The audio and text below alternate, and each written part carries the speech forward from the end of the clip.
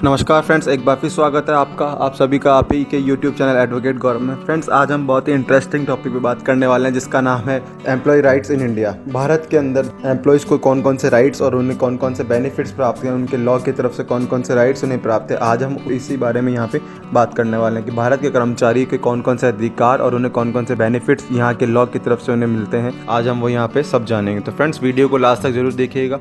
Video start करने से पहले फ्रेंड्स, मैं एडवोकेट गौरव से स्वागत करता हूँ आप सभी का हमारे यूट्यूब चैनल एडवोकेट गौरव में। फ्रेंड्स, अगर आप हमारे चैनल पर नए हैं तो इसे अभी सब्सक्राइब करें, साथ ही पास दिए गए बेल आइकन को प्रेस करें ताकि ऐसी ट्रेंडिंग लेटेस्ट न्यूज़ की नोटिफिकेशन आपको मिल सके। फ्रेंड्स, मैं आपको बताऊं कि भारत के हर एम्प्लॉय को कानून द्वारा कुछ गारंटीड राइट्स और बेनिफिट्स दिए गए हैं जिसके बारे में हम सभी को पता भी होना चाहिए, हम सभी को नॉलेज भी होनी चाहिए। तो चलिए फ्रेंड्स, स्टार्ट करते हैं आज के हमारे इस topic employee rights in India.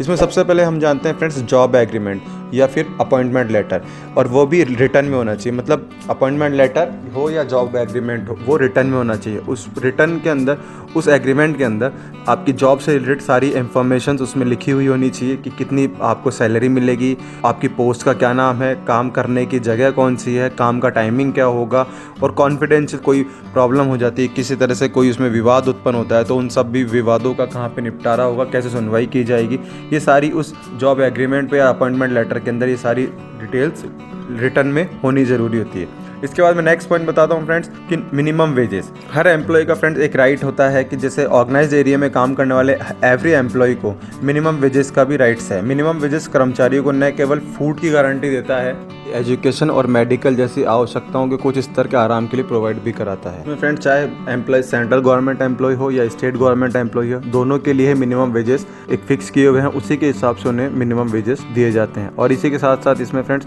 काम का प्रकार, काम के घंटे, मतलब कितने आवर्स तक काम करना पड़ेगा, उसका एरिया, ये सभी फ्रेंड्स उसमें दिया होता है। इसके बाद में बात करते हैं फ्रेंड्स वर्क प्लेस पर सेक्सुअल हैरेसमेंट से संरक्षण भी दिया जाता है। इसमें मैं आपको बताऊं फ्रेंड्स कि वर्क प्लेस पर सेक्सुअल हैरेसमेंट एक बहुत ही गंभीर मुद्दा भी, जैसा कि फ्रेंड्स सुप्रीम कोर्ट के ऑर्डर के बाद हमें सेक्सुअल हैरेसमेंट और of women at work place, इसमें prevention, prohibition and redressal act 2013 भी मिला है। यह एक आपराधिक अपराध है जो आईपीसी द्वारा जुर्माने के साथ या बिना जुर्माने के 3 साल तक दंडनीय भी है। इसमें फ्रेंड्स की कार्य स्तर पर यौन उत्पीड़न में निम्न किस्म से जैसे शारीरिक संपर्क होना या यौन पक्षों के लिए मांग होना या यौन रंग की टिप्पणियां बनाना, ये सभी इसमें आता है।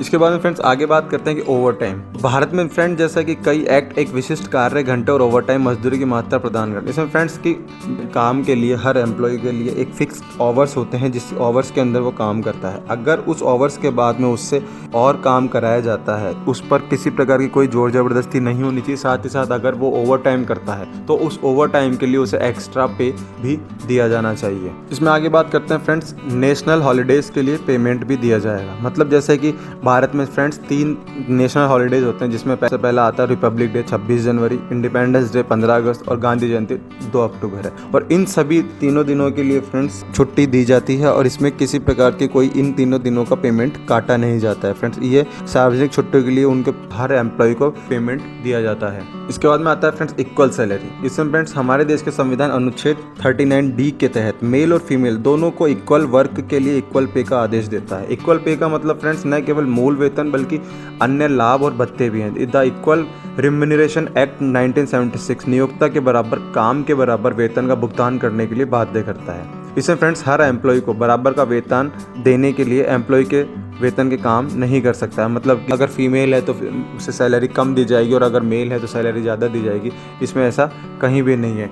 अगर लेडी जेंट्स इसमें दोनों इक्वल है तो दोनों को इक्वल माना जाता है और इक्वल मानकर ही दोनों को सैलरी पे की जाती है। इसमें फ्रेंड्स आगे जानते हैं कि बहुत ही इंटरेस्टिंग पॉइंट है फ्रेंड्स, ध्यान से सुनिएगा। अगर एम्प्लॉय को पेमेंट टाइम से नहीं मिलता है तो क्या किया जाए। तो फ्रेंड्स इस समय आपको बताऊं कि the payment of wages act नियोक्ता के निर्दिष्ट समय के भीतर मजदूरी का भुगतान करने का निर्देश देता है। अगर एम्प्लॉय उस समय पारिश्रमिक प्राप्त नहीं कर रहा है तो वह श्रम आयुक्त से संपर्क कर सकता है और या फिर सिविल सूट भी दर्ज कर सकता है। अगर एम्प्लॉय की सैलरी यदि 18,000 रुपये से अधिक है तो एम्प्लॉयर के खिलाफ वो सिविल एक्शन की कार्रवाई भी कर सकता है। इसके अलावा मिनिमम वेजेस दर से नीचे मजदूरी का भुगतान फोर्स श्रमिकों के लिए है और हमारा जो संविधान है वो फोर्स श्रम पर रोक लगाता है। यदि कर्मचारी मिनिमम वेज नहीं प्राप्त नहीं कर रहा है तो एम्प्लॉय मामला भी दर्ज कर सकता है। इसमें फ्रेंड्स इन सिंपल में मैं आपको बताऊं कि अगर कोई किसी एम्प्लॉय को उसके एम्प्लॉयर मतलब मालिक द्वारा टाइम से सैलरी नहीं मिल पा रही है तो वो फ्रेंड्स सिविल सूट भी दर्ज कर सकता है। और अगर सपोज किसी एम्प्लॉय की सैलरी जो है वो 18,000 प्लस है,